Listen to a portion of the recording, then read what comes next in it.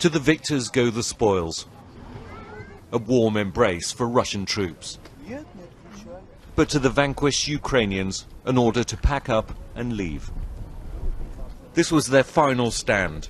It ended with the Russian flag flying and its troops manning the gate at the Feodosia Marine Base.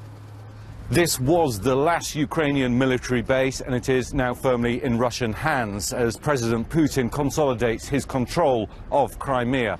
The question now is what happens to the thousands of military personnel and their families for whom Crimea has been home. For some, it meant today they had to say farewell. Forced to choose who their allegiance belongs to and say goodbye to friends and comrades they'd known. Artur is leaving for Ukraine. His best friends have chosen to stay behind. These are my best friends, he says, and I have to say goodbye to them. A sympathetic crowd tells the Marines they've been abandoned. I was defending the base, the young man says, and not a politician or a general came to help us. And so a ragtag convoy of Ukrainian Marines pulled out, shouting honor to the Navy.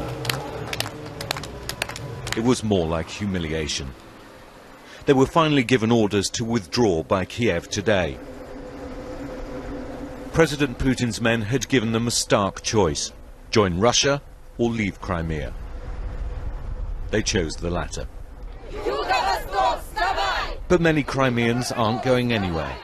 They've been celebrating their new status, even offering support to Russian speakers across the border in Ukraine. This nationalist fervour has some worried, including the Archbishop of the Ukrainian Orthodox Church here. Some of his flock, even some of his priests, have fled. He's been given assurances by the new government, but he's still afraid to go out at night.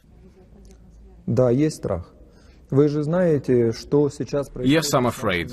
Look at what's happened to Ukrainian activists and military commanders who've been arrested and beaten. Anything could happen to us. People don't want to betray their country and become citizens of Russia, but they're also scared. Moscow's takeover is as good as complete. It's brought joy and anguish, and dark fears about what comes next in this region.